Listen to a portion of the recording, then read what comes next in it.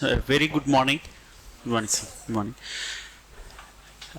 I would like to give you a orientation. An orientation. This is related to what is the requirement for UPSC preparation. What are the basic requirements with respect to decoding of the syllabus? First point. Second, the reference books. Third, how to understand the reference books. These are the three aspects that I would like to discuss. ప్రస్తుతం మనం 3 అంశాలు నేర్చుకోబోతున్నాం ఇక్కడ. UPSC requirements ప్రధానంగా మనకేముంటుంది, సిలబస్ని ఎలా అర్థం చేసుకోవాలి మొదటిది. రెండవది, సిలబస్కి సంబంధించినటువంటి ప్రధానమైన పుస్తకాలు ఏంటి, ముఖ్యమైన పుస్తకాలు. ఓకే. మూడవది వచ్చేసరికి మనము ఆ బుక్స్ని ఎలా చదవాలి, అంటే ఏ బేస్ మీద వాటిని అర్థం చేసుకోగలగాలి. And what grounds that you can understand the reference books. Let me give you clarity here.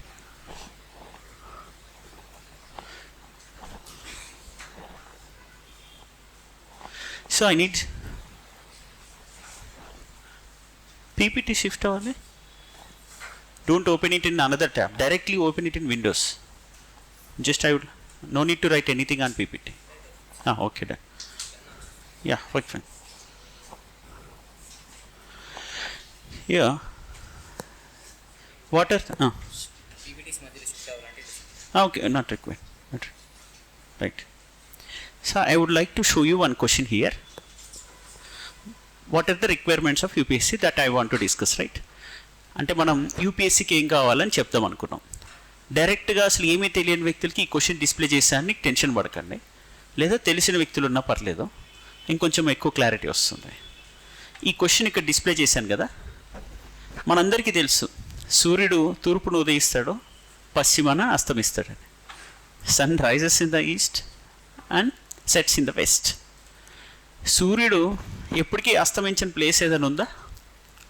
Yes, sun doesn't set below the horizons of Arctic అని అడిగాడు క్వశ్చన్. Isn't it? The sun doesn't set below the horizons of Arctic. Norway, Sweden, Finland, that is fine, that is great. So అది మనం ఫ్యాక్ట్గా చదివాం, అంటే Norway, Sweden, Finland అని ఫ్యాక్ట్గా చదివాం. So what is the reason behind it అని ఇక్కడ అడిగాడు question. అతనే ఇచ్చేసాడు.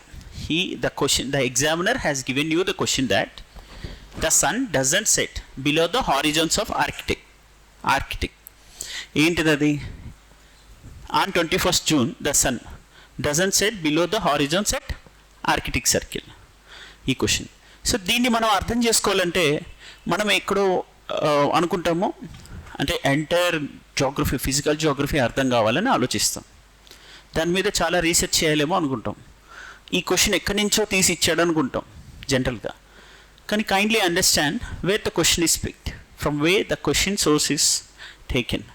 This is from 6th class NCERT, the Earth our habitat textbook. Okay, textbook in geography for class 6.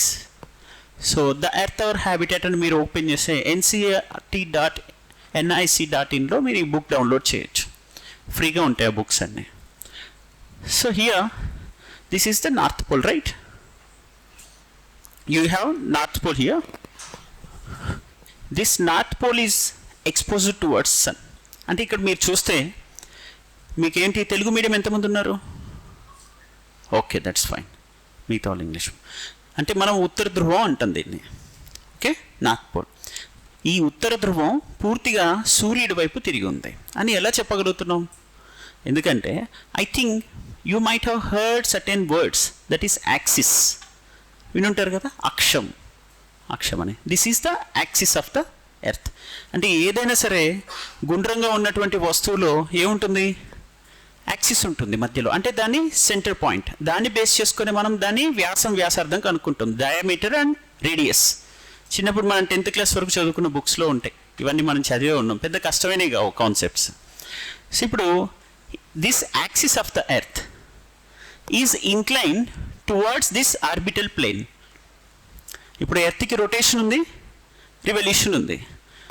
So earth ఏదైతే revolve అవుతుంది కదా సన్ చుట్టూ, revolve అవుతున్నప్పుడు ఎర్త్ ఏదైతే రివాల్వ్ అవుతున్నటువంటి పాత్ ఉందో, ఎలిప్టికల్ పాత్.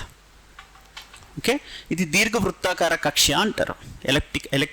ఈ ఎలిప్టికల్ పాత్ ఏదైతే ఉందో ఆ పాత్ని మనం ఒక ప్లేన్ అంటాం. అంతేనా? ఈ ప్లేన్ తోటి ఎర్త్ ఎలా ఉంది, కొంచెం వంగి ఉంది, 23.5 degrees ఇలా వంగి. జనరల్గా అయితే 90 degrees ఉంటుంది కదా. తను తిరుగుతున్నటువంటి ఆర్బిటల్ ప్లేన్కి, ఆ తలానికి ప్లస్ ఎర్త్ ఉన్నటువంటి యాక్సిస్కి మధ్య 90 degrees ఉంటుంది. బట్ ఇది 23.5 degrees ఉండేసరికి ఎంత యాంగిల్ చేస్తుంది, జస్ట్ 66.5 degrees యాంగిల్ చేస్తుంది. సో ఇప్పుడు ఏమవుతుంది, ఎర్త్ ఎప్పుడు ఇలా, ఇది సన్ కాబట్టి రివాల్వ్ అవుతుంటే మీరు చూడండి ఇలా వంగి ఉంది, ఇలానే ఇటు వచ్చింది. So north pole is so much exposed to sun. Again మళ్ళీ ఎర్త్ ఇలా ఇదే ఉంది కదా, ఇదే ఎర్త్ ఇలానే వచ్చింది. ఈసారి నార్త్ పోల్ మొత్తం చీకటి అయిపోయింది, సౌత్ పోల్లో బాగా వెలుగుంది. నెక్స్ట్ ఇలానే వచ్చింది, ఇదేం మారట్లేదు కదా, ఎర్త్ వంగి ఉంది కదా ఆ ప్లేన్కి, తిరుగుతున్నటువంటి ప్లేన్ చుట్టూ. So it rotating around its axis and revolving around the sun. ఈ పాత్కి మనం యాక్చువల్గా చూస్తే ఇదిగో ఇలా వంగి ఉంది కాబట్టి ఏమవుతుంది, ఇలా కంటిన్యూస్గా డే లైట్ ఎక్స్పోజ్ అవుతుంది. ఈ క్వశ్చన్ చూస్తే ఇక్కడ ఏముంది, the north pole is incline towards the sun and the places beyond the Arctic Circle experience the continuous daylight for about 6 months. Despite you may come from regional medium background, it is quite easy to understand this basic language because the question paper will be in English only. So my kind suggestion to all Telugu medium aspirants is to understand the basic English from NCERTs because the question paper will be in English. You will be writing exam in Telugu only. మీరు తెలుగులోనే exam రాస్తారు, కానీ చదివేటప్పుడు ఎందులో చదవాలి, English చదువుతూ రావాలి. అది కొంచెం హెల్ప్ అవుతుంది. And when it comes to this is the basic structure of understanding what is the requirement of UPSC with respect. First requirement is to read few NCERT text books, isn't it? So basic NCERT foundation is mandatory. మనందరికీ school లెవెల్లో, college లెవెల్లో news paper ఎలా చదవాలని చిన్నప్పటి నుంచి అలవాటు చేస్తుంటే coaching అవసరం లేదు. It is true. School college లెవెల్లో న్యూస్ పేపర్ చదువుతున్నప్పుడు మనకి బడ్జెట్ పాస్ చేస్తారు కదా, దానిలో మనకి రెవెన్యూ డెఫిసిట్, ఫిజికల్ డెఫిసిట్ అని వినుంటామా? మన ఇన్ఫ్లేషన్ ట్రెండ్స్ తెలియాలా, మనీ మార్కెట్ తెలియాలా, ఈ స్పెక్యులేటివ్ మార్కెట్ తెలియాలా, ఇవన్నీ మనకు అసలు అర్థం అవ్వాలి కదా. And global crude oil prices వల్ల ఇండియన్ ఎకానమీ ఎలా షేప్ అవుతుంది, టోటల్గా దాని ఎఫెక్ట్ ఎలా ఉంటుంది అనేది, మనకి ఏ రంగాల మీద ప్రభావం ఉంటుంది అనేది మనకు తెలియాలా. If you want to become a civil engineer as well, if you want to become mechanical engineer, what Tata has introduced, okay, in motor field sector, ఏదైనా ఆటోమొబైల్ సెక్టర్లో ఏ న్యూ ఇన్నోవేషన్, ఇప్పుడు ఎలాన్ మాస్క్ తీసుకొస్తాడు, ఏ గురించి చెప్తున్నారు బాగా. Elon Musk బాగా ఎప్పుడు ఇన్నోవేషన్, సో స్పేస్ ఎక్స్ప్లోరేషన్ చేస్తున్నాడు. సో మీకు స్పేస్ టెక్నాలజీ తెలియాలి, ఆటోమొబైల్ ఇండస్ట్రీ ఎలా వర్క్ చేస్తుందో తెలుస్తుండాలి. వీటన్నిటి ఎఫెక్ట్ ఎకానమీ మీద ఎలా ఉంటుంది, ఎంప్లాయ్మెంట్ మీద ఎలా ఉంటుంది, పోవర్టీ ఎరాడికేషన్ పైన ఎలా ఉంటుందో తెలుస్తుండాలి. ఈ అండర్స్టాండింగ్ వల్ల మీకు మీ ఫీల్డ్లోనే నాలెడ్జ్ పెరుగుతుంది, కాన్ఫిడెన్స్ పెరుగుతుంది. బేసిక్గా if people have given you that basic understanding of NCERTs and newspaper reading ability. And budget pass చేసినప్పుడు దానికి ఉన్న లెజిస్లేటివ్ ప్రొసీజర్ తెలియాలి. What is vote on account, vote on credit ఎలా ఉంటుంది ఇవి మీకు తెలుసు. ఇవి బేసిక్స్ కనుక people who had taught you these fundamentals and basics conceptually in your school life and also college life, you would have got very good skills by this time. ఈ సమయానికి మీకు మంచి స్కిల్స్ వచ్చి ఉండాలి. అయినా still we have an opportunity to learn here. మీకు ఒక మంచి అవకాశం ఉంది, దాన్ని నేర్చుకునే ప్రయత్నం చేద్దాం. దెర్ ఇస్ ఎంతో కాలం పట్టదు, జస్ట్ 3 monthsలో మనకి ఫుల్ కాన్సెప్చువల్ అండర్స్టాండింగ్ వస్తుంది ఈ ఎన్సీఆర్టీస్లో. సో ఇప్పుడు మీకు చెప్పాను, ఏం చెప్పాను, north pole is incline towards the sun and the places beyond the Arctic circle experience continuous daylight for about 6 months. In which time, during which time, on 21st June. The longest day and the shortest night at these places occur on 21st June. సో ఇప్పుడు మనకి ఇక్కడ ఒక్కసారి previous క్వశ్చన్కి వెళ్ళి చూద్దాం. చూడండి, on 21st June the sun doesn't set, సూర్యుడు అస్తమించాడు ఇక్కడ ఆర్కిటిక్ సర్కిల్ దగ్గర. అదే కదా ఇక్కడ ఇచ్చింది కూడా, ఒక్క అక్షరమైన ఏమైనా చేంజ్ చేశాడా? This is north pole, totally exposed towards sun on which day 21st June. ఇది పిక్టోగ్రాఫిక్ రిప్రజెంటేషన్ ఇచ్చి మరి ఈ కాన్సెప్చువల్ డిస్కషన్, ఇదిగో యాక్సిస్ ఇంట్లోనే ఉంది, దానివల్ల ఇప్పుడు నార్త్ పోల్ ఎక్స్పోజ్ అవుతుంది ఈ టైంలో 21st June. ఇక్కడ మళ్ళీ కరెక్ట్గా December 22nd 6 monthsకి వచ్చేసరికి ఏముంది, సౌత్ పోల్ ఎక్స్పోజ్ అవుతుంది, ఇంట్లోనే ఉంది. ఇంకొకసారి మళ్ళీ మీరు కావాలంటే ఆ టెక్స్ట్ బుక్ డౌన్లోడ్ చేసి ఇంటికి వెళ్ళినప్పుడు ఒకసారి చూడండి. 21st Juneకి కంటిన్యూస్ డే లైట్ ఉంటుంది, లాంగెస్ట్ డే ఉంటుంది. నార్త్ పోల్ టోటల్గా ఏముంటుంది, సూర్యుడు అస్తమించిన స్థితిలో కంటిన్యూస్ డే లైట్ ఎక్స్పీరియన్స్ అవుతుందని చెప్తున్నాడు. Simple twist of the question. సరే, ఇది జియోగ్రఫీ నుంచి తీసింది. This is previous year question from UPSC only. So I have told you several times in various other sessions as well. అంటే మనకి ఏం కావాలి, స్టూడెంట్స్కి అవేర్నెస్ కావాలి. చాలామందికి అవగాహన లేక ఏదో అసలు యూపీఎస్సీ ప్రిపేర్ అవుతున్న వాళ్ళు, క్లియర్ చేసిన వాళ్ళు ఇంటెలెక్ట్ అని భ్రమలో ఉన్నారు. యూపీఎస్సీ వాళ్ళు ఎవరో ఆథర్స్ కాదండి, బుక్స్ పబ్లిష్ చేయాలి వాళ్ళు. They don't write new books, just follow the books written by authors. ఒక ప్రొఫెసర్స్ రాసిన పుస్తకాలు చదువుతారు. ఎవరైతే పిహెచ్డీలు చేసి R&D చేసి దాని మీద రీసెర్చ్ చేసి విషయాలను బయటికి తీసి చూపిస్తున్నారో వాళ్ళు రాసిన బుక్స్ని ఇప్పుడు ఇదంతా కంపైల్ చేసింది ఎవరు, ఎన్సీఆర్టీ ఫస్ట్ పేజ్ మీరు చూడండి, దీనిపైన ఎవరుంటారు, ఎంఏ ఎంఫిల్ పిహెచ్డి అని ఉంటుంది, ప్రొఫెసర్స్ ఉంటారు. అండ్ కరిక్యులం డిజైన్ చేసింది ఎవరు, 2013లో ఈ సిలబస్ వచ్చింది కదా, ఆ కరిక్యులం డిజైన్ చేసింది ఎవరు, who was the chairperson of UPSC by that time, professor DP Agarwal. He was not from civil services background. He has come to our institute as well, retired chairperson of UPSC, and very soon in next month he will be coming here. Okay, he will also be interacting with you. So ఇప్పుడు వాళ్ళు ఎవరు books publish చేసిన వాళ్ళు research చేసిన వాళ్ళ కింద కొన్ని వందల మంది పిహెచ్డీలు చేసిన వాళ్ళు, ఇలాంటి ప్రొఫెసర్స్ కింద. సో వీళ్ళు ఆథర్స్గా బుక్స్ పబ్లిష్ చేసి ఇస్తున్న వాళ్ళు ఏవైతే బుక్స్ రాశారో వాటిని ఎలా చదవాలో తెలిసిన వాళ్ళు. ఇప్పుడు మీకు ద్రోణాచార్యుడు, అర్జునుడు మీరు ఒకటి గమనిస్తే, ద్రోణాచార్యుడు హైలీ టాలెంటెడ్ కానీ యుద్ధంలో ఓడిపోతాడు. ఎందుకంటే అర్జునుడికి కృష్ణుడు ఉన్నాడు దిశానిర్దేశం చేయడానికి. అర్జునుడు ట్రైనింగ్ పొందేటప్పుడు ద్రోణుడు ఉన్నాడు ట్రైనింగ్ తీసుకునేటప్పుడు. అంటే అర్జునుడు బెస్ట్ ట్రైనింగ్ ఇస్తే, అండ్ అర్జునుడు యుద్ధంలో కూడా బెస్ట్ ట్రైనింగ్ ఇచ్చే పర్సన్ ఉంటే ఫోకస్గా ఉంటాడు, క్రాక్ చేయగలుగుతాడు. ఒక్కసారి అర్జున్ లైఫ్లో ద్రోణుడిని కృష్ణుడిని తీసి పక్కన పెట్టండి, హీఈస్ నథింగ్. ద్రోణుడు, he was a mentor and teacher, he trained actually Arjuna, and he inspired Ekalavya as well. ఆన్లైన్లో క్లాసులు చెప్తుంటే విని చాలామంది చదివేసుకుంటారు ఏకలవ్య, రైట్? సో ఇలా దిస్ ఈజ్ ఆల్సో గుడ్. అంటే మీరు ఎప్పుడైనా కొంతమంది దేనికి పనికొస్తారు, ఎగ్జామ్ని ఎలా క్రాక్ చేయాలనే నాలెడ్జ్ మాత్రమే వాళ్ళకు ఉంటుంది, చెప్పింది ఫాలో అవ్వగలుగుతారు. ఓకే, కొంతమంది ట్రైన్ చేయగలుగుతారు. So you cannot follow the rankers also blindly sometimes.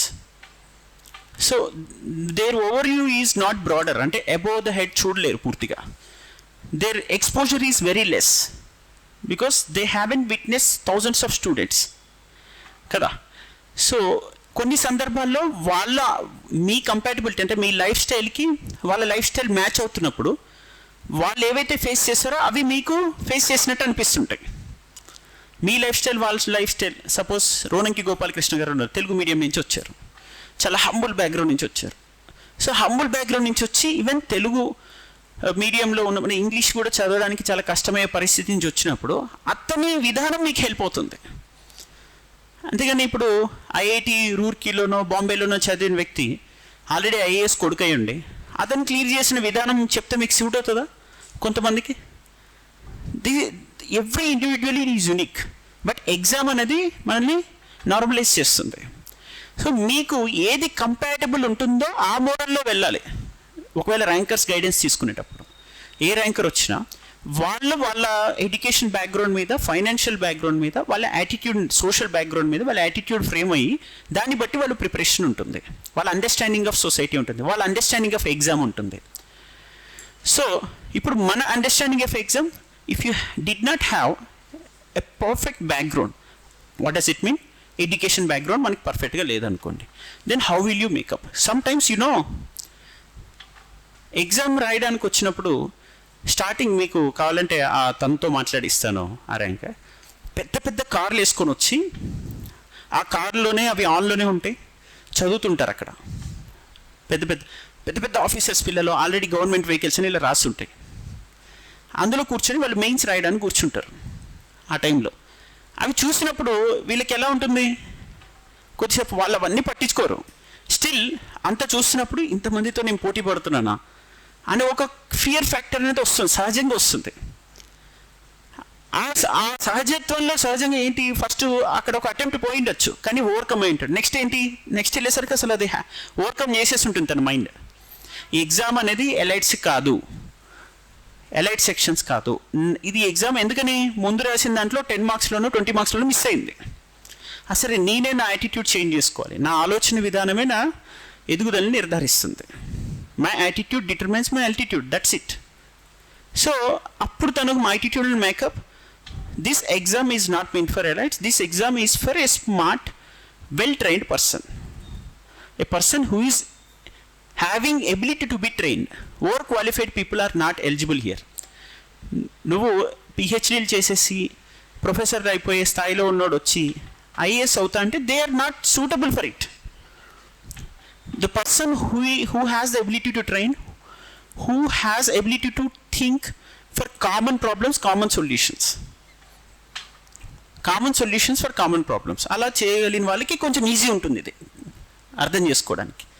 So you need to be a generalist, not specialist ఇక్కడ రిక్వైర్మెంట్ అనేది. సో స్పెషలైజేషన్ కాకుండా జనరల్ అండర్స్టాండింగ్ ఉంటే బాగుంటుంది. That is why they don't go beyond basic understanding of concepts. మీరు ఇక్కడ చూస్తే, so for example నేను ఇప్పుడు మిమ్మల్ని ఎందుకని ఎంఫసైజ్ చేస్తుంది, this is what note point ఉంది. You know Jana Gana Mana was translated by Gurudev Rabindranath Tagore from Bengali to English at Madanapalle district Chittoor in 1921 అని ఉంది ఇక్కడ నోట్ పాయింట్, 6th క్లాస్లో ఉంది. అంటే examiner is directly giving you indication that you need to read each and every line, even not only the chapters given, but because they are emphasizing you. You need, why such an emphasis is required? Why after I start taking few NCERT foundation classes you will get to know why are they emphasizing. Okay, మీకు కొంచెం అర్థమవుతుంది ఎందుకని ఇందులో social awareness వస్తుంది. మీకు social and political life 1, 2, 3 చదువుతున్నప్పుడు society తోటి మనం ఎలా ఇంటిగ్రేట్ అవ్వాలి, how to understand society without judging them. Okay, objective assessment ఎలా రావాలి అంటే ఉన్న వస్తువుని ఉన్నట్టుగా ఎలా మనం చూడగలగాలి అని తెలుసుకోవాలనే ఉద్దేశంతో మీకు ఇస్తున్నారు. Still you know the chapter is not started yet, still the chapter hasn't been started. అంటే అండర్స్టాండింగ్ డైవర్సిటీ అని ఉంది ఇక్కడ చాప్టర్ 6 ఫస్ట్ చాప్టర్. స్టార్ట్ కావడానికి ముందే మనకి ప్రియాంబుల్ నేషనల్ యాంథమ్ ఉంటాయి. ఆ ప్రియాంబుల్ నేషనల్ యాంథంలో ఈ నేషనల్ యాంథమ్ కింద ఇచ్చిన Jana Gana Mana was translated by Gurudev Rabindranath Tagore అని ఉంది ఈ note point. Please look at this question now with reference to Madanpalli of Andhra Pradesh, which of the following statement is correct? This is 36th question, right? Ikkada in 2021, see, Rabindranath Tagore translated the national anthem from Bengali to English here. Direct statement. ఒక్క అక్షరం అన్న change ఉందా? అక్షరం పొల్లు లేకుండా ఉన్నది ఉన్నట్టుగా ఇచ్చాడు. That is why I request you, if you don't read NCERTs, let us see. చాలామంది నీకు ఐఏఎస్ చదవాలంటే మినిమం డిగ్రీ పాస్ అయి ఉండాలి, ఇది మామూలు వాళ్ళకి అర్థం కాదు అని ఒక ట్రోలర్ ఫ్యాకల్టీ వచ్చాడు అనుకో, వచ్చి చెప్పాడు అనుకో, ఏదో ఒక యూట్యూబ్లో నువ్వు చూసావు, ఇది మామూలు లేదా నీకు చిన్నప్పటి నుంచి చుట్టుపక్కల ఉన్న వాళ్ళు ఎవరో ఒకరు చెప్తుంటారు, వాళ్ళు వచ్చి నువ్వు ఐఏఎస్ అంత జనరల్గా నీకు అది కావాలంటే నీకున్న ఐక్యూకి నువ్వు మ్యాచ్ కావు, నీకు సరిపోవు, నీకు అంత కష్టము అంటాడు. నిజమే అనుకుంటావు. అంటే ఐఏఎస్ అంటే చాలా పెద్ద పెద్ద పుస్తకాలు చదవాలని సిటీ సెంట్రల్ లైబ్రరీకి వెళ్తావు, పెద్ద పెద్ద రీసెర్చ్ జర్నల్స్ పబ్లిష్ చేసినవన్నీ తీసుకుంటావు, D D Basu book, Subhash Kashyap book అంటే ఇంకా చాలా బుక్స్ గ్యాదర్ చేస్తాం, మనం చదువుతాం.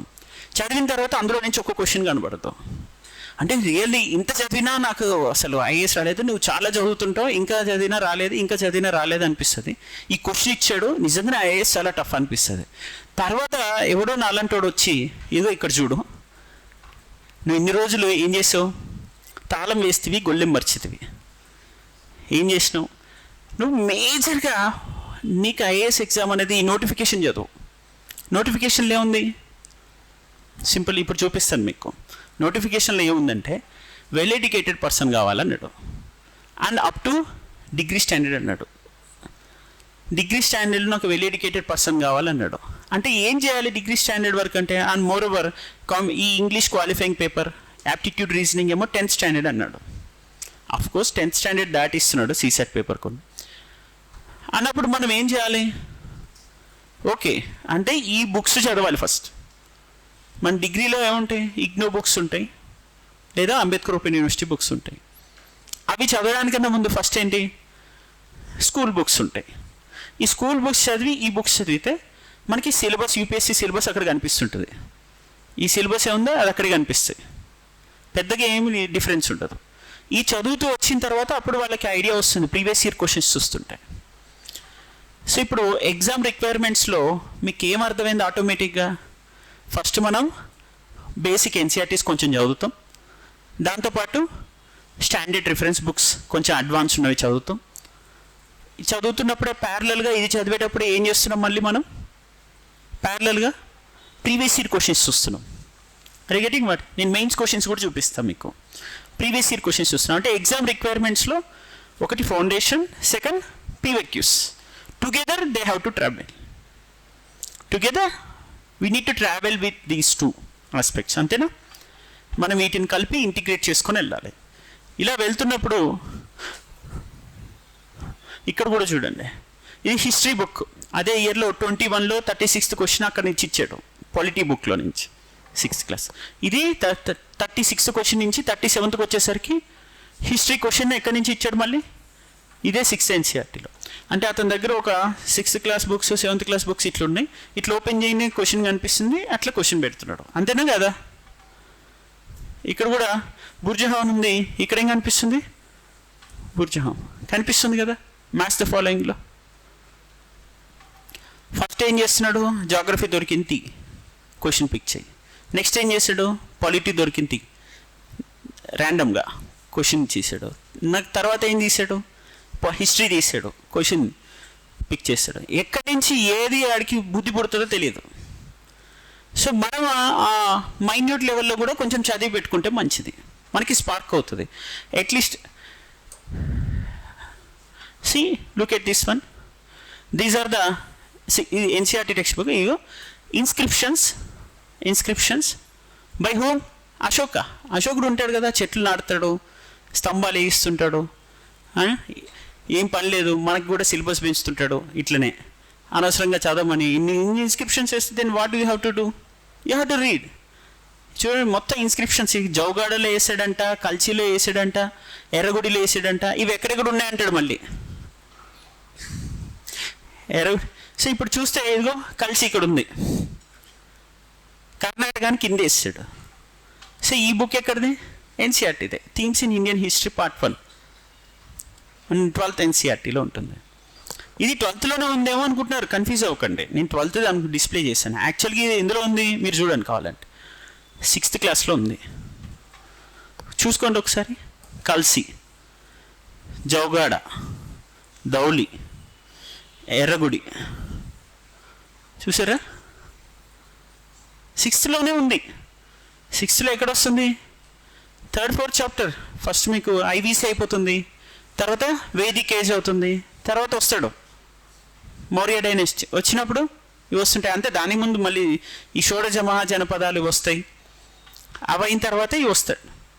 సో 6 అంటే ఒక ఆర్డర్లో ఒక 6th చాప్టర్కి వచ్చేసరికి ఇటు అశోక కనిపిస్తాడు, బుద్ధిజం, జైనిజం ఇవన్నీ. Look at this one, Kalsi and Erragudi. Erragudi is located in present day Andhra Pradesh.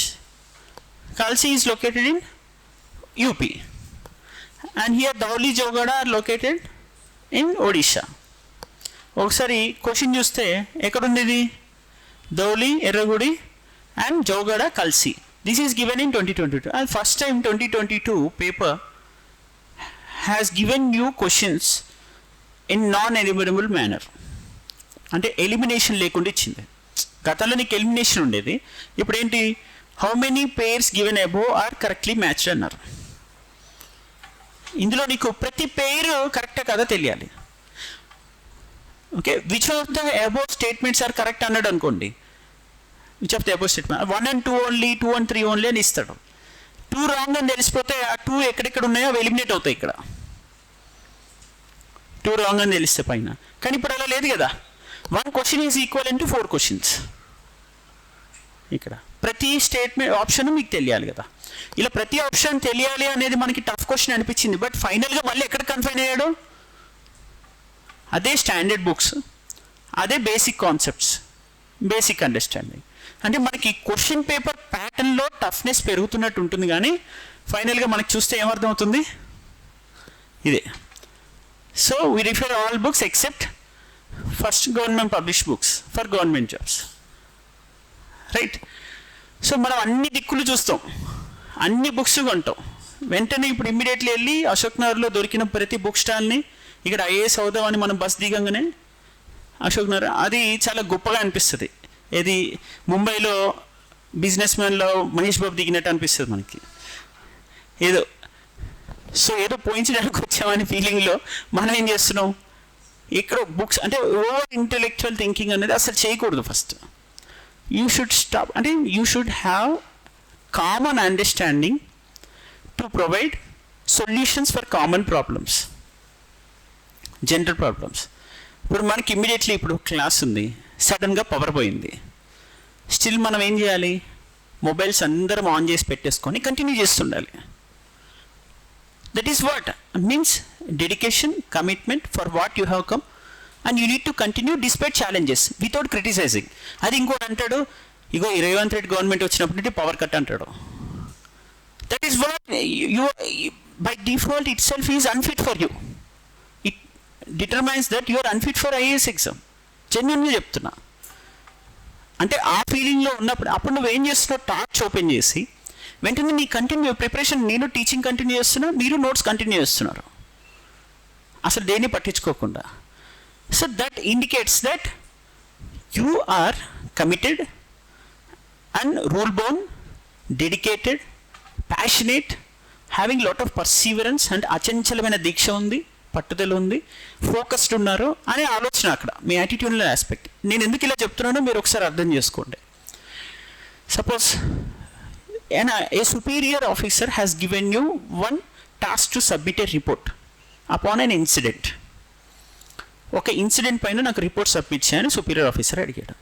You have submitted that report. ఆ రిపోర్ట్ సబ్మిట్ చేసినప్పుడు నేను కేస్ స్టడీయే చెప్తున్నా, ఎథిక్స్ అనే ఒక పేపర్లో ఉండేదే అనుకో. సబ్మిట్ చేసి ఈ రిపోర్ట్ నువ్వు ఇలా చేసేవేంటి, this is not the requirement that I have expected from you, ఇది కాదు అని అంటే ఇమ్మీడియట్లీ ఆ subordinate, no sir I have done my best, okay sorry you are unable to understand అని అన్నాడు అనుకోండి. నేను కరెక్టే చేసిన సార్, నువ్వు సరిగ్గా అర్థం చేసుకుంటలేవు అన్నావు అనుకోండి, ఏముంటుంది అట్లా. Next time that officer will never call you for submitting any report and slowly he and his team will avoid you and they will discuss that he is unfit for our team, leave him అని చెప్పేసి వాళ్ళ పనాలు చేసుకుంటారు. What does it mean, you will be potentially losing your opportunities to explore in administrative sector. అంటే protocols అనేవి అన్ని బుక్లో రాసి ఉంటేనే అవ్వవు. యాటిట్యూడనల్ మేకప్ అనేది బుక్లో రాసి ఉంటేనే అవ్వదు. ప్రోటోకాల్ యాక్చువల్గా ఏ రెస్పాన్స్ ఉంటే నువ్వు ఎప్పటికీ తన టీంలో బాగుండేది, sorry sir I will get back to you in few minutes అని వెంటనే రిపోర్ట్ తీసుకుని వెళ్ళాలి. That attitude is fundamental, that is the requirement. So sorry, so you admission, humility, loyalty along with efficiency, ఇవి మనకి requirements.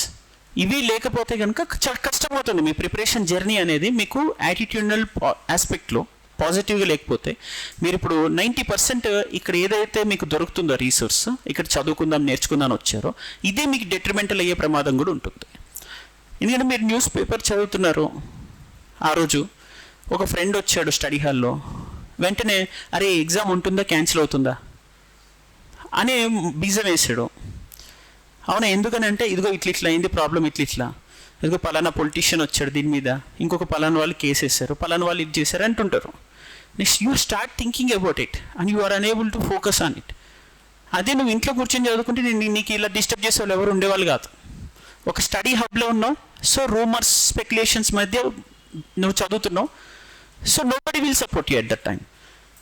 Only A teacher a mentor కూడా అరే చదువుకోకురా బుక్లు పక్కన పెట్టేసి ఇలా చేయని చెప్పలేరు.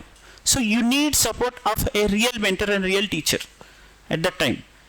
మీరు డీవియేట్ కాకుండా చూసుకోవాలి ప్రిపరేషన్ జర్నీ. బికాస్ నోటిఫికేషన్ వచ్చేది ఫిబ్రవరిలో, ఎగ్జామ్ అయ్యేది మేలో, దాని తర్వాత సెప్టెంబర్లో మెయిన్స్ అవుతుంది ప్రిలిమ్స్ అయిన తర్వాత. అప్పుడు నెక్స్ట్ రిజల్ట్ డిసెంబర్లో వస్తుంది మెయిన్స్ది.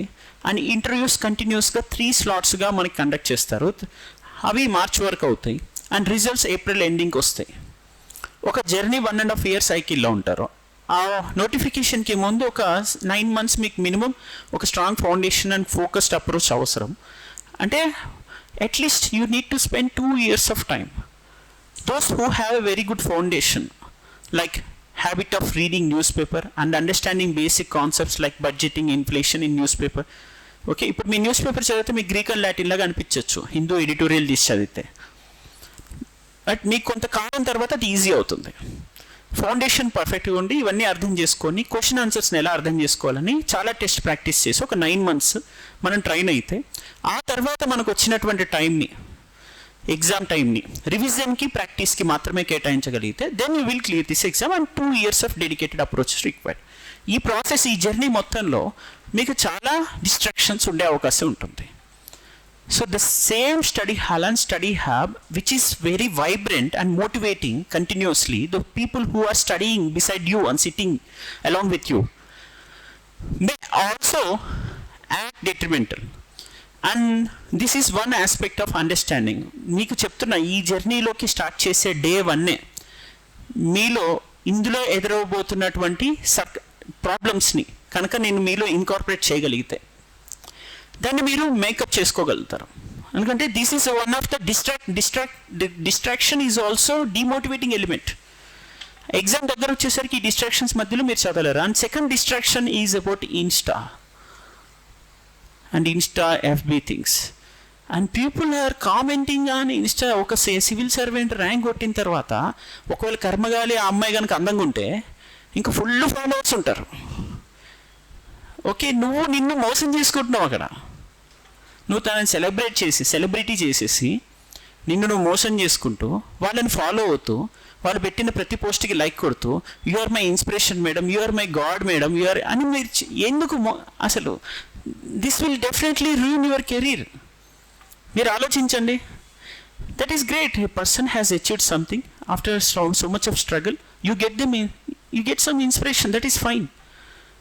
సో చెప్పే ప్రతి చెత్త వింటే కష్టం, that is not required. And అది కాదు, ఎవరో సమ్ మీమ్స్ పెట్టి రన్ చేస్తుంటారు, దాన్ని సబ్జెక్ట్ ఎంటర్టైన్మెంట్కి ఇవ్వడం, that is well and good.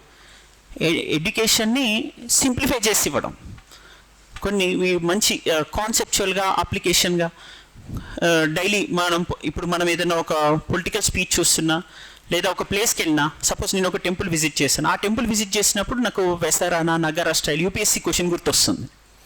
So subject లెన్స్లో చూసేటట్టుగా మనల్ని ఇన్స్పైర్ చేసేవి బాగుంటాయి. అలా కాకుండా ఒక ఫిల్మ్ డైలాగ్స్ పెట్టి మీమ్స్ పెట్టి మిమ్మల్ని ఎంటర్టైన్ చేస్తుంటే you can't always follow that. It is quite difficult. అంటే మీరు అందులోనే అదొక రొమాంటిసైజ్ చేసి బతికేస్తూ ఉంటాం. అలాంటివి చేయకూడదు. ఇది మీ వెల్ విషయం చెప్పగలుగుతాడు రియల్గా. ఇంకొక third aspect is very very important. ఇంకా మీరు సివిల్స్ ప్రిపేర్ అవుతున్నారనే పాయింట్ని కనుక రివీల్ చేస్తే ఫస్ట్ ఏడ్చేది 90% మీ రిలేటివ్స్ ఉండొచ్చు. సో అనవసరంగా అందరికీ చెప్పుకోవద్దు. అప్పుడే నేను ఐఏఎస్ అయిపోయాననే ఫీలింగ్లోకి వెళ్ళిపోకూడదు. బాగా చదివి మీకు వీకెండ్ టెస్ట్లో మంచి మార్క్స్ వస్తుంటే ఆ ఎగ్జైట్మెంట్లో ఆత్మస్థుతి పరనింద చేయకూడదు. ఆత్మస్థుతి పరనింద నుంచి బయటకు వచ్చేయాలి. You should be very optimist. అంటే ఇంకొంచెం హంబుల్ అవ్వాలి. నీకు మంచి మార్క్స్ వచ్చినా సరే నేను ఇంకా కష్టపడాలి అని ఆనెస్ట్ ఇంట్రాస్పెక్షన్ చేసుకోవాలి. మంచి మార్క్స్ వస్తే ఇంకా ఎక్కువ కష్టపడాలి తప్ప నేను దీన్ని తలకెక్కించుకోకూడదు. ఓకే, స్టిల్ నేను ఎక్కడో మిస్టేక్ చేశాను, ఇంకా నేను ఇంప్రూవ్ అవ్వాల్సిన వీక్ ఏరియాస్ వేరే ఉన్నాయి, ఇక్కడ నాకు మార్క్స్ వచ్చిండొచ్చు, అన్ని చోట్ల రావు. ఓకే, మన ఇన్స్టిట్యూట్లో దీని గురించి చెప్పడం వల్ల దీన్ని బాగా నేను చదవడం వల్ల వచ్చి ఉండొచ్చు. ఇంకా నేను డైవర్సిటీ అంటే మన దగ్గర చెప్పని ఇంకా కొన్ని క్వశ్చన్స్ వేరే వెటరన్స్కి సీనియర్స్కి పెడుతున్న టెస్టులు రాస్తే అవి నేను తక్కువ మార్క్స్ తెచ్చుకునే అవకాశం ఉండొచ్చు. కాబట్టి నేను ఇంకా ఇంప్రూవ్ అవ్వాలి. అంటే continuous introspection, honest introspection is required.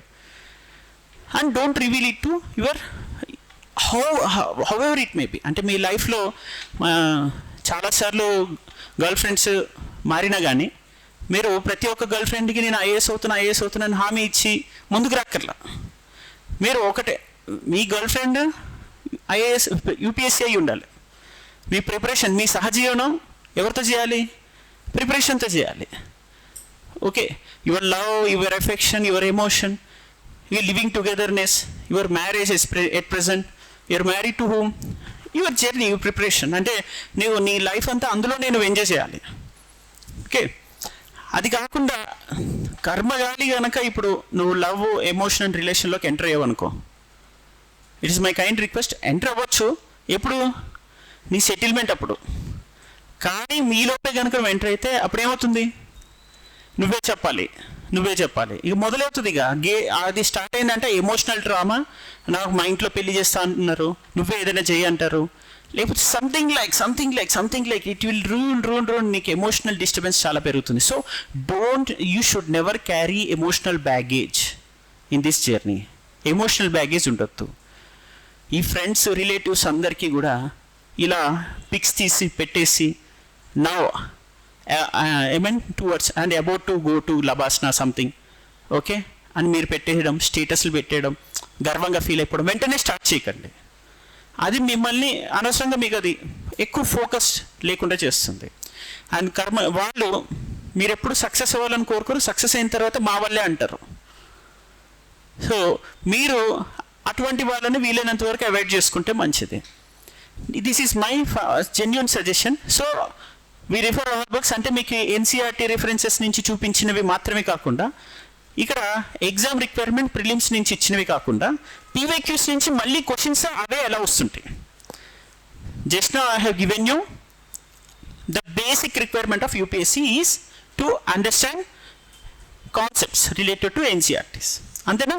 First NCERTs నేను 3 అంశాలు చెప్పాను స్టార్టింగ్లో. First, what are the requirements of UPSC అన్నప్పుడు ఫస్ట్ మనకి ఎన్సీఆర్టీకి సంబంధించింది. సెకండ్ మనకి ఏమొస్తుంది? ఆ రిఫరెన్స్ బుక్స్, ఆ రీసోర్సెస్ని ఎలా అర్థం చేసుకోవాలని వస్తున్నాయి. ఓకే, థర్డ్ మీకు ఆ నోటిఫికేషన్లో ఉన్నవన్నీ కూడా మీకు తెలుస్తాయి ఎలా అర్థం చేసుకోవాలి. ఇక్కడే క్వశ్చన్ చూస్తే, with reference to Indian history of art and culture, famous works culture and site అని అడిగాడు. You might not have known anything about it. దీనికి సంబంధించి ఏమి నీకు తెలియకపోవచ్చు. But still I would like to give you an orientation how the questions have been picked from questions itself. Questions were set by whom?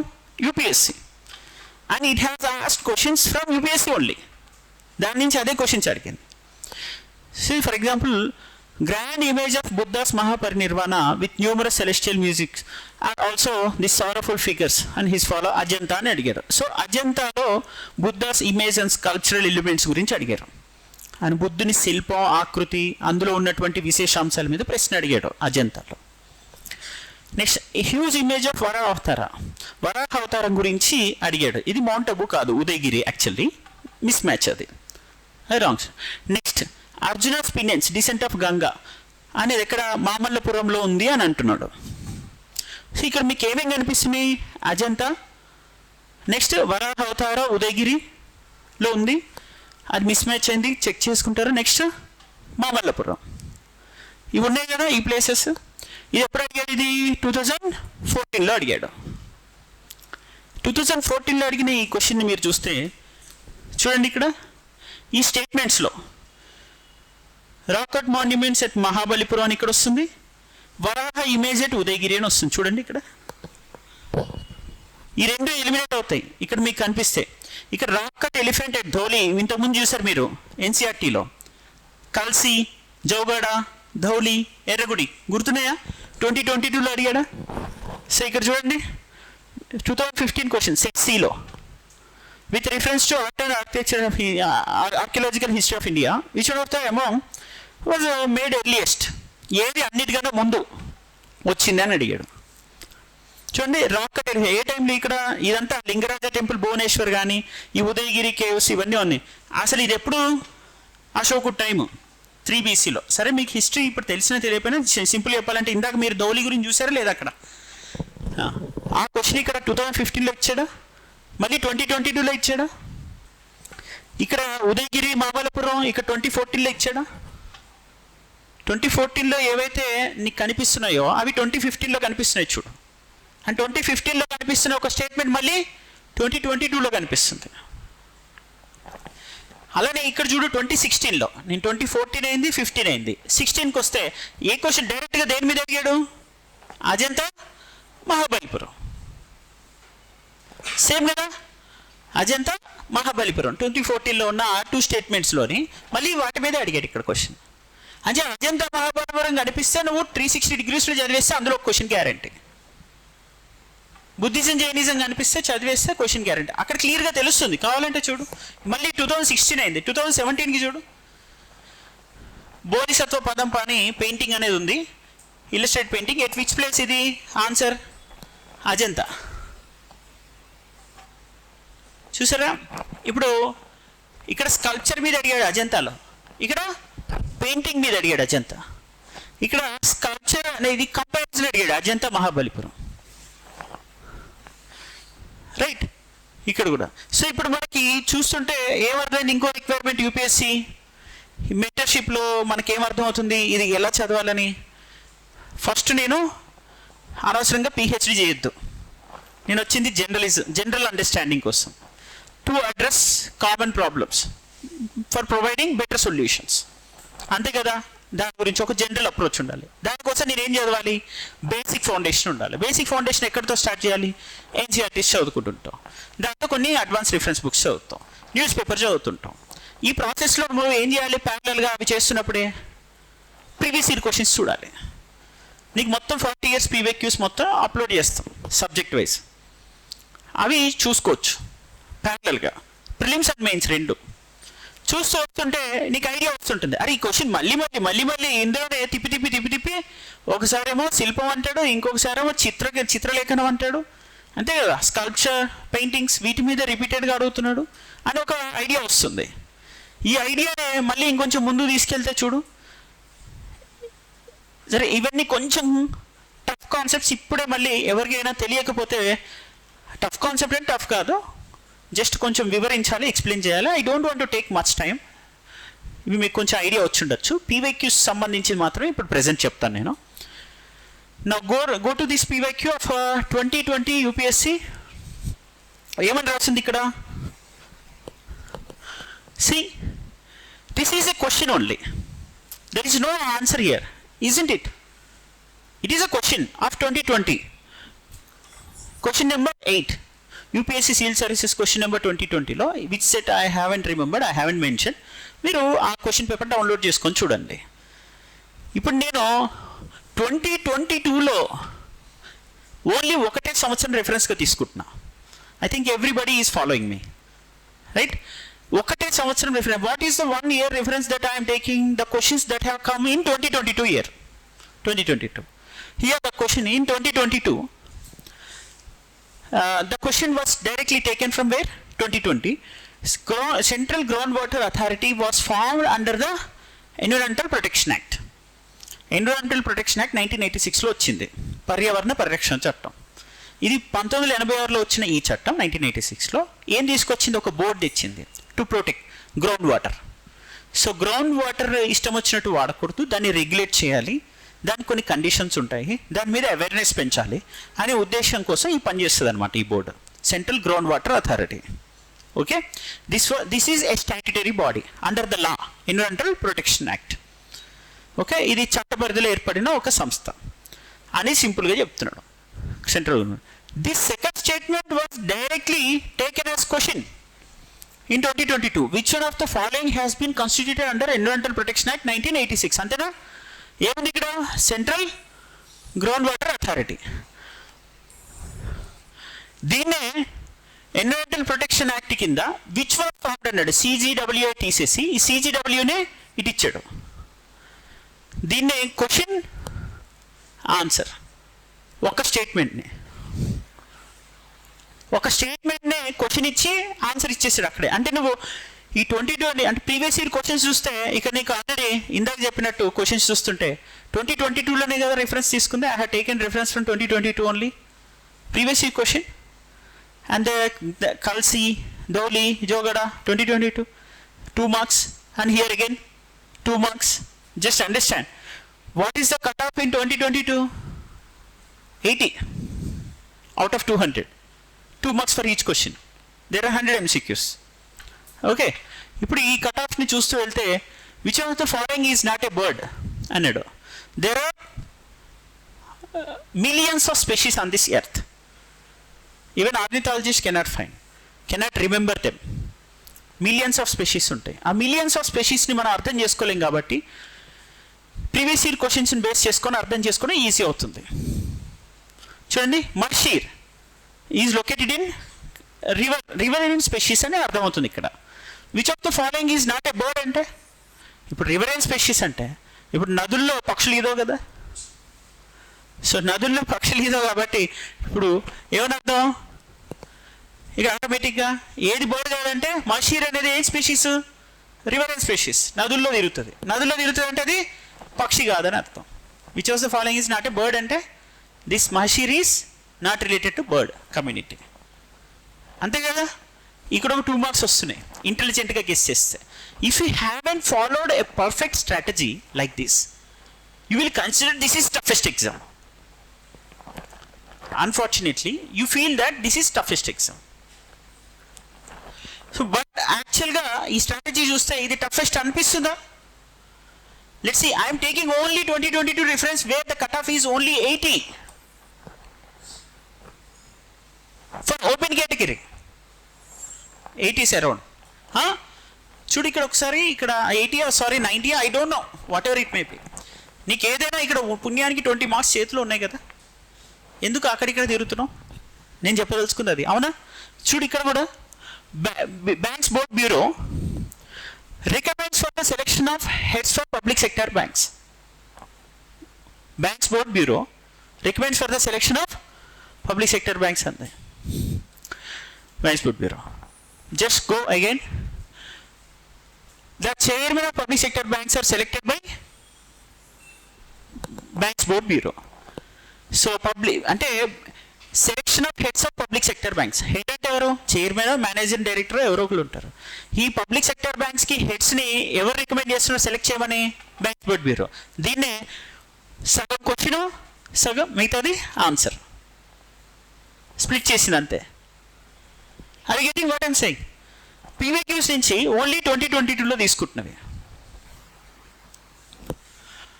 Suppose ఇక్కడ కూడా చూడు, if a particular area is brought under 5th schedule of the Constitution of India, which of the following statement best reflects consequence of it? ఒక ఏరియాని నువ్వు కాన్స్టిట్యూషన్లో ఉన్న 5th షెడ్యూల్కి తీసుకొస్తే అదేముంటుంది? Tribal ఏరియాకి సంబంధించింది, ట్రైబల్ ల్యాండ్ అని. ట్రైబల్ ల్యాండ్ని ప్రైవేట్ వ్యక్తులకి మైనింగ్ కోసం ఇష్టం వచ్చినట్టు ఇవ్వకూడదు, అది వాళ్ళ కోసమే ఉపయోగించుకోవాలనేటట్టు ఉంటుందన్నమాట ఒక 5th schedule. So this would prevent the transfer of land of tribal people to non tribal people. 5th షెడ్యూల్లోకి ఒక ల్యాండ్ తీసుకొచ్చి పెడితే అది ట్రైబల్ పీపుల్కి సంబంధించింది, ప్రైవేట్ వ్యక్తులకి ట్రాన్స్ఫర్ చేయొద్దు అని ఉంది. So under which schedule of the constitution of India can the transfer of tribal land to private parties for mining be declared null and void? Under which schedule of the constitution of India? This is 5th schedule. So దిస్ 5th schedule was a question in previous year. This answer was a question and this question was answer. అది. So ఇలా చాలా ఉన్నాయి, దాచాం. ఇట్లా చెప్పుకుంటూ పోతే ఈ రోజంతా అవుతుంది. ఒకసారి ఇది కూడా చూడు. యూపీఎస్సీ ఎన్డీఏలో ఉంది కదా నాన్న, బైసెఫనాల్ ఏ ఒక కార్సినోజెనిక్ ఏజెంట్, క్యాన్సర్ వస్తుంది. దాంతో నువ్వు సర్దా ఫిల్మ్, ఒక కార్తీ ఫిల్మ్ ఉంటుంది, ఒక స్పై లాగా చేస్తాడు. స్పై లాగా చేసి అందులో బాటిల్ ఉంటాయి కదా, వాటర్ బాటిల్స్ని ఇష్టం వచ్చినట్టు ఎండలో పెట్టి, తర్వాత ఫ్రిడ్జ్లో పెట్టి, మళ్ళీ ఎండలో పెట్టి తాగుతూ ఉంటుంటే దాని లోపల ఏముంటాయి? కార్సినోజెనిక్ ఏజెంట్స్ ఉంటాయి. బైసెఫనాల్ ఏ అనేది ఉంటుందంట. అది నువ్వు తాగితే నీకు క్యాన్సర్ వస్తుందని చెప్పాడు. ఆ పాయింట్ ఆ బైసెఫ్నలియా క్వశ్చన్ అనేది యూపీఎస్సీలో ఉంది.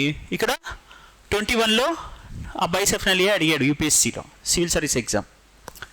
ఈ సివిల్ సర్వీస్ ఎగ్జామ్ 21లో అడిగింది. ఇందులో ఆప్షన్స్ ఉన్నాయి, పాలీఇథిలిన్ టెరాఫ్థలిట్ అని. ఇది కూడా కార్సినోజెనిక్ ఏజెంట్. ఈ ఆప్షన్స్, ఇది ఆన్సర్ కాదు యాక్చువల్గా, పాలీకార్బోనేట్ ఈజ్ ఆన్సర్. ఇది వన్ ఆఫ్ ద ఆప్షన్స్. ఈ ఆప్షన్ని మళ్ళీ ఏం చేసి అడిగినా పాలీఇథిలిన్ టెరాఫ్థలిట్గా అడిగాడు.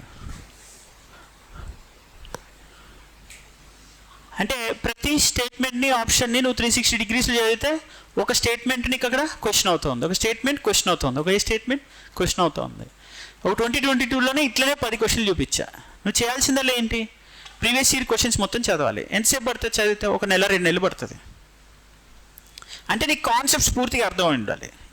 ఇది ఇప్పుడు దీని గురించి ఎక్స్ప్లెయిన్ చేయాలంటే ఒక ఫ్యాకల్టీ 1 అవర్ క్లాస్ టైం తీసుకుంటాడు. అది నీకు అర్థమై అంటే నీకు ఇంకా ఈజీ అవుతుంది. ఈ ప్రతి స్టేట్మెంట్ వాళ్ళు ఎక్స్ప్లెయిన్ చేస్తారు, అంతే కదా. ఎన్విరాన్మెంట్ ఫ్యాకల్టీ వస్తారు, ఇవన్నీ చెప్తారు. సైన్స్ అండ్ టెక్ ఫ్యాకల్టీ వస్తారు, ఇవి చెప్తుంటారు. ఇట్లా నీకు ఇవన్నీ చెప్తుంటే హిస్టరీ ఫ్యాకల్టీ వస్తారు, అవి చెప్తారు. ఇవి చెప్తున్నప్పుడు నీకు అక్కడ ఈజీ అవుతుంటుంది, అర్థం చేసుకుంటుంటూ చదువుతుంటూ ఇలాంటివి. ఇప్పుడు అర్థమైనా అసలు ఏంటిది రిక్వైర్మెంట్ అంటే? జస్ట్ సింపుల్ స్టాండర్డ్ బుక్స్ చదువుకుంటూ ప్రీవియస్ ఇయర్ క్వశ్చన్స్ వెంటనే చూసుకుంటూ వాటికి సంబంధించిన 360 డిగ్రీస్ అనాలిసిస్ ఎలా చేస్తామని. ఇది కేవలం నేను ఇక్కడికే ఆపకూడదు కదా, ఒకసారి మెయిన్స్ కూడా చూపించేస్తే అయిపోతుంది. గెస్ టు గెయిన్ అంటే నువ్వు కొంచెం గెస్ చేసి ఎలా గెయిన్ చేయగలుగుతావు అని. సో ఇవన్నీ కూడా టెక్నిక్స్ తర్వాత చెప్తాను. ఫస్ట్ ఒకసారి మెయిన్స్కి వెళ్తాను. Already another faculty is waiting, I will finish it in 5 minutes. So social religious reform movement ఒకటి ఉంటుంది. అంటే మనకి చిన్నప్పటి ఉంటారు కదా, రాజా రామ్మోహన్ రాయ్, ఈశ్వర్చంద్ర విద్యాసాగర్, దయానంద్ సరస్వతి, జ్యోతిబా పూలే, ఇలాంటి వాళ్ళు అందరూ ఉంటారు. సమాజం సంస్కరించడానికి గురించి వాళ్ళు జీవితాల్లో ఆయుష్ను 10-15 సంవత్సరాలు తగ్గించుకున్నారు. పాపం చెప్తే వినరు కదా మన జనాలు. చెప్పి చెప్పి వాళ్ళ ఎనర్జీస్ అలసిపోతాయి. ఎక్కువ కాలం బతకాల్సిన వాళ్ళు 58 ఏళ్ళు 60 ఏళ్ళే బతికారు వీళ్ళ వల్ల. సో ఇప్పుడు మనం విషయానికి వస్తే ఈ క్వశ్చన్స్ ఏం కనిపిస్తున్నాయి చూడండి. యంగ్ బెంగాల్ మూమెంట్, బ్రహ్మ సమాజం 21లో వచ్చిందా. మళ్ళీ రిలయన్స్ నేషనల్, ఇక్కడ నీకు ఉమెన్స్ క్వశ్చన్, ఇక్కడ మెయిన్ ఫీచర్స్ రామకృష్ణ మఠ, ఈశ్వర్చంద్ర విద్యాసాగర్, రాజా రామ్మోహన్ రాయ్. ఈ రాజా రామ్మోహన్ రాయ్ ఏం చేశాడు? బ్రహ్మ సమాజ్ స్థాపించాడు, రైట్. నీకు ఏదైతే ఒకసారి జరిగినటువంటి ఏరియా ఉందో అదే మళ్ళీ నీకు రిపీట్ అవుతూ ఉంటుంది. సో ఈ అనాలిసిస్ అనేది నీకు ఎప్పుడైతే తెలుస్తుందో, ఈ క్వశ్చన్స్ ఎప్పుడైతే కంటిన్యూస్గా నీకు రిపీట్ అవుతున్నాయి ప్రీవియస్ ఇయర్ క్వశ్చన్ బేస్ చేసుకుని, you will get to understand that what is actual requirement, right కదా. నీకు ఇంతకుముందు సేమ్ ఇదే అనాలజీ ఇక్కడ డ్రా చేసిందే. The analogy is very simple. ఇప్పుడు ఎన్డీఏలో అడిగింది ఇక్కడ సిఎస్సి 21లో. సిఎస్సి 21లో one of the options has become question. So దీని థీమ్ని బేస్ చేసుకొని ఇక్కడ మెయిన్స్లో కూడా మళ్ళీ మనం ప్రెడిక్ట్ చేయొచ్చు. అదే మెయిన్స్లో ఏం ప్రెడిక్ట్ చేసాం చూడండి. ఎక్స్క్లూజివ్ రాజా రామ్మోహన్ రాయ్ మీద అడిగిన question, the field of religious social reform movement. ఆ క్వశ్చన్ ఎటు వెళ్ళింది? ఇప్పుడు అతను ఏర్పాటు చేసిన సంస్థ కేంద్రంగా అవుతుంది. సో ఇలా నువ్వు క్వశ్చన్స్ని గెస్ చేయగలగడం, దాన్ని స్పెసిఫిక్గా ప్రిపేర్ అవ్వడం సెలెక్టివ్గా. అంతేగా నువ్వు మొత్తం హిస్టరీ మీద రీసెర్చ్ చేస్తావా? You know socio religious reform movement era 18th century పైననే 1000 థీసిస్లు సబ్మిట్ అయినాయి, పిహెచ్డి థీసిస్లు. అవన్నీ చదువుతామా? There is no requirement of reading unnecessary books. Just read only the standard books that I have displayed and previous year questions and practice them selectively. And mains answer ఎలా రాయాలి ఏంటి అనేది ఒకసారి చూస్తే సరిపోతుంది. కొన్ని థీమ్స్ ఉంటాయి. నీకు లిటరేచర్ అనగానే నీకు పక్కా రావాల్సిన ఏరియాస్ ఏముంటాయి? భక్తి లిటరేచర్ పైన కంపల్సరీ క్వశ్చన్ ఉంటుంది. నెక్స్ట్ ఈ లిటరేచర్ ఎవరు ప్రొడ్యూస్ చేస్తుంటారు? ఒకటి patronized by kings or kings themselves. ఎవరైతే రాజులు ఉన్నారో రాజ ఆదరణలో ఉన్నవారు ఉన్నారు, రాజులు పోషించిన వాళ్ళు ఉన్నారు వాళ్ళు. అండ్ ట్రావెలర్స్, ఇతర దేశం నుంచి వచ్చి ఈ దేశాన్ని ఎక్స్ప్లోర్ చేసిన వాళ్ళు. ఇలాంటి క్వశ్చన్స్ ఉన్నాయి. 90% అన్ని క్వశ్చన్స్ అటే తిరుగుతుంటాయి. ఇప్పుడు రాజు ఎవరు? Krishnadevaraya. Travellers Chinese and Arab travellers ఉంటారు. ఈ literary sources again Chinese Arab ట్రావెలర్స్లో పర్షియన్ లిటరీ సోర్సెస్ ఉంటాయి.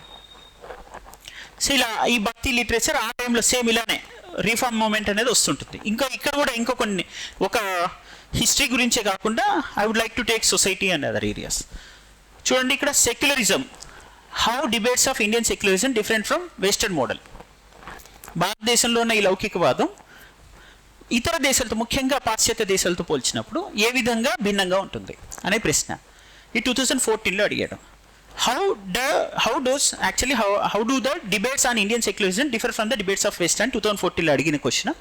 సేమ్స్ how the Indian concept of secularism is different from the western model of secularism 2018. Is there any difference?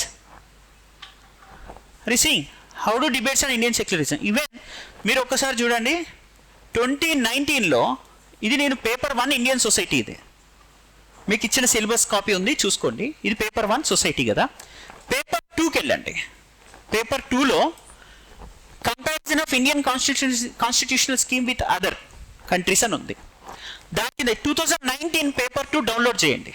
Mains UPSC original సైట్లో upsc.gov.inలో paper 2 GS download చేయండి 2019.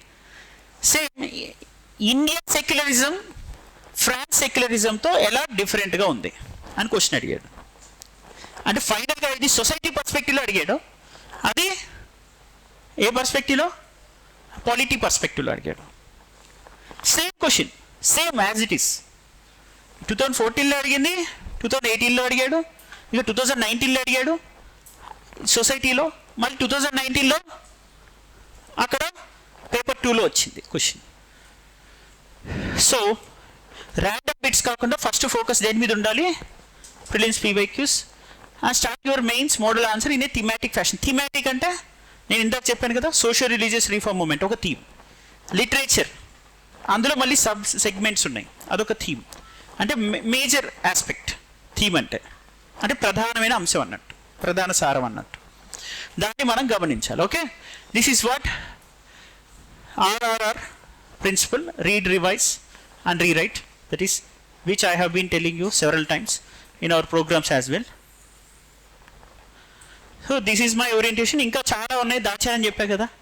ఫైనల్గా మీకు ఏం చెప్పాను ఇక్కడ ఇందాక సెషన్లో చెప్పింది, first you need to understand UPSC through it's instructions given in the notification, and next through detailed analysis of syllabus. Now we have done syllabus and thematic through previous year questions, how UPSC is directly communicating with you, and through score cards కేంద్రంగా ఎందులో ఎక్కువ వచ్చినాయి ఎందులో తక్కువ వచ్చినాయి అని ఇంకొక communication ఉంటుంది. సో వీటి మీద అంటే నీకు నోటిఫికేషన్ ఉంటుంది, పీవైక్యూస్ ఉంటాయి, స్కోర్ కార్డ్స్ ఉంటాయి. ఈ ఎన్సీఆర్టీస్ తోటి ఆ పీవైక్యూస్ని ఇంటిగ్రేట్ చేసుకుంటే అండ్ అదర్ స్టాండర్డ్ బుక్స్ని ఇంటిగ్రేట్ చేసుకోగలిగితే మనకి ఐడియా వస్తుంది. సో ఒక్కసారి నోటిఫికేషన్లు ఏముందో మనకి చెప్పి మీకు వెళ్తాను. Mains, look at this one. Before going to mains, and let's see the essay part. It required to write essay on multiple topics. They are expecting to keep closely to the subject of the essay. ఎస్సేలో main ఏది అడిగారో దానికి క్లోజ్గా ఉండు, and ఇలా నీ ఇష్టం వచ్చేట ర్యాండమ్గా ఇలా పడేయకుండా ఒక ఆర్గనైజ్డ్గా అరేంజ్ చేయి నీ ఐడియాస్ని అని చెప్తున్నారు. అంటే ఈ ఇన్స్ట్రక్షన్ ఎవరిచ్చారు, దీనికి సంబంధించిన ఎస్ఏ ఓరియంటేషన్ సెషన్లో పూర్తిగా తెలుసుకోవచ్చు. ఫస్ట్ ఇన్స్ట్రక్షన్ ఎవరిచ్చారు, యూపీఎస్సీ డైరెక్ట్గా, నీకు ఎవరో వేరే గైడ్ అవసరంలా. నీ ఫస్ట్ గైడ్ ఎవరు ఇక్కడ, యూపీఎస్సీ. దాన్ని ఎలా రాయాలంటున్నారు, ఎగ్జాక్ట్గా ఉండాలి, అంటే సూటిగా సుత్తి లేకుండా ఎగ్జాక్ట్గా చెప్పు, అడిగిన దానికి చెప్పు, వేరే చెప్పకు. అది ఎఫెక్టివ్గా చెప్పంటే మంచి ఫ్లో చార్ట్స్తో ప్రెజెంటేషన్ స్కిల్స్ యూజ్ చేస్తూ చెప్పడం. మెయిన్స్లో కూడా వాళ్ళు నీకు గైడెన్స్ ఇస్తున్నారు. It is to assess overall intellectual traits of individuals everyone and depth of understanding. నీ మెయిన్స్ నోటిఫికేషన్లో రాసి ఉంటుంది. నీ నుంచి ఏం ఎక్స్పెక్ట్ చేస్తున్నా నేను, నీ ఇంటలెక్చువల్ ట్రైట్స్ అంటే మళ్ళీ ఇంటలెక్చువల్ ట్రైట్స్ అంటే నువ్వేదో పెద్ద సైంటిస్ట్ అవ్వక్కర్లా, స్టీఫెన్ హాకిన్స్ కాదు. ఇంటలెక్చువల్ ట్రైట్స్ అంటే కామన్ ప్రాబ్లమ్స్కి common solutions, simple solutions, smart solutions ఇవ్వడం, అలాంటివి intellectual traits. And depth of understanding candidates rather than merely range of their memory. అంటే మగప్ చేయడం కాదు. ఇప్పుడు మనం మగప్ చేసామా, మొత్తం బర్డ్ స్పెషీస్ కమ్యూనిటీ మొత్తం చదివామా. Golden mahseer was not a bird and it was related to riverine species అని ఎక్కడ తెలిసింది మనకి, previous year questions. That is called, it is not memorizing mug up, it is about requirement of exam that was depth in nature which you understood very well. So ఇలాంటివి అంటే అలానే candidate general awareness on various subjects, there is no specialization required. ఇవి instructions ఇచ్చారు. అన్ని analytical ability, conflicting socio economic goals ఎలా address చేస్తాం. ఒక flyover వచ్చింది, లోకల్ లైవ్లీహుడ్ పోతుంది, అదొక కాన్ఫ్లిక్టింగ్ సోషియో ఎకనామిక్ గోల్. ఏంటి, ఎకనామిక్ ప్రోగ్రెస్ ఉంటుంది, కొన్ని సెక్షన్స్ సోషల్లీ మార్జినలైజ్ అవుతాయి, అంటే సామాజికంగా వెనుకబడతాయి. అర్థమైందా? సో అది ఎలా ఫాలో చేస్తాం, that is called conflicting socio economic goals. నీ ఎకనామిక్ గోల్ రీచ్ అయ్యేటప్పుడు మధ్యలో సోషల్ డిప్రవేషన్ అవుతుంది, సోషల్ మార్జినలైజేషన్ అవుతుంది. దీన్ని ఎలా అడ్రస్ చేయగలుగుతామని కేస్ స్టడీస్ ఇస్తాడు. మెయిన్స్లో అదే టెస్ట్ చేస్తారు. ఈవెన్ సొసైటీలో కూడా అర్బనైజేషన్ వస్తుంది, గ్లోబలైజేషన్ ఉంది సొసైటీలో, వాటి ఇంపాక్ట్ సీనియర్ సిటిజన్స్ మీద ఎలా ఉంది. So globalisation is helpful for economic growth, but దాని ఎఫెక్ట్ సొసైటీ మీద పడుతుంది కదా. జనరల్లో commercialisation, commodification, sub nuclearisation, family అంటే ఏంటి, ఫ్యామిలీలు ఇంకా ఫ్యామిలీలు మార్పు, చిన్న చిన్న ఫ్యామిలీలు. ఒకప్పుడు జాయింట్ ఫ్యామిలీ ఉంది, ఇప్పుడు చిన్న కుటుంబం అన్నారు. ఆ చిన్న కుటుంబంలో కూడా వైఫ్ అక్కడ వరంగల్లో పనిచేస్తుంది, హస్బెండ్ హైదరాబాద్లో పనిచేస్తాడు, పిల్లలు ఎక్కడో రెసిడెన్షియల్ స్కూల్లో చదువుకుంటారు, దసరాకో సంక్రాంతిలో కలుస్తారు. ఇదే కదా, దిస్ ఈస్ వాట్. అంటే నీకు సొసైటీ ఎలా ఇబ్బంది పడుతుంది ఎకనామిక్ ప్రోగ్రెస్లో అనే పాయింట్లో నీకేముంది, ఎకనామిక్ ప్రోగ్రెస్ ఉంది, సొసైటీల్ ప్రాబ్లం ఉంది. ఈ రెండింటినీ నువ్వు ఎలా అర్థం చేసుకుంటున్నావు, ఈ కాన్ఫ్లిక్టింగ్ సోషల్ ఎకనామిక్ గోల్స్ని నీ సోషల్ గోల్ కూడా ఉండాలి ప్యారలల్గా, ఎకనామిక్ గోల్ మాత్రమే రీచ్ అయితే సరిపోదు అని అర్థం. So understanding all relevant issues, ability to analyse and objectives and demands, ఇది. సో ఇంటెలెక్చువల్ ట్రైట్స్ అంటే ఏంటి, ఎగ్జామ్లో నేను అడిగారు కదా, సిలబస్లో చెప్పారు కదా, నోటిఫికేషన్లో డైరెక్ట్గా నిన్ను ఎవరు అడిగాడు, నోటిఫికేషన్లో యూపీఎస్సీ అడిగింది.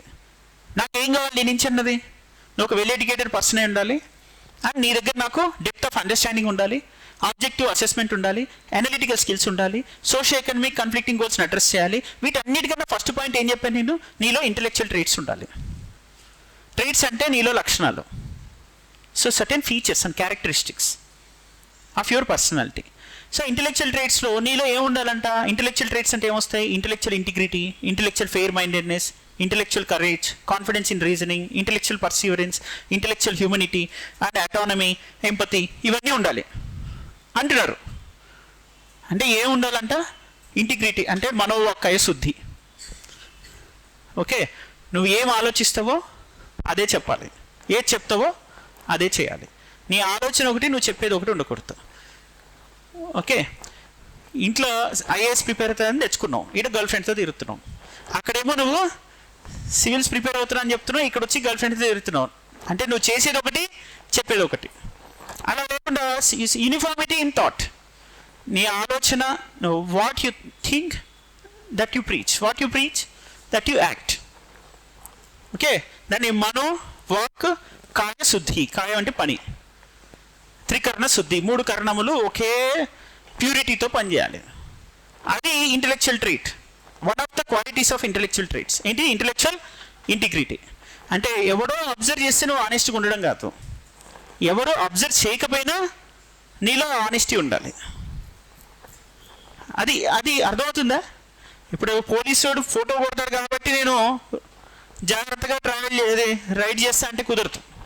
పోలీసు ఉన్నా లేకపోయినా, రెడ్ సిగ్నల్ ఉన్నా లేకపోయినా, అరే నా వల్ల ఒకటికి ప్రాబ్లం కావద్దు, నేను నాకు ప్రాబ్లం కావద్దు అని ఆలోచిస్తే దట్ ఈస్ కాల్డ్ ఇంటిగ్రిటీ.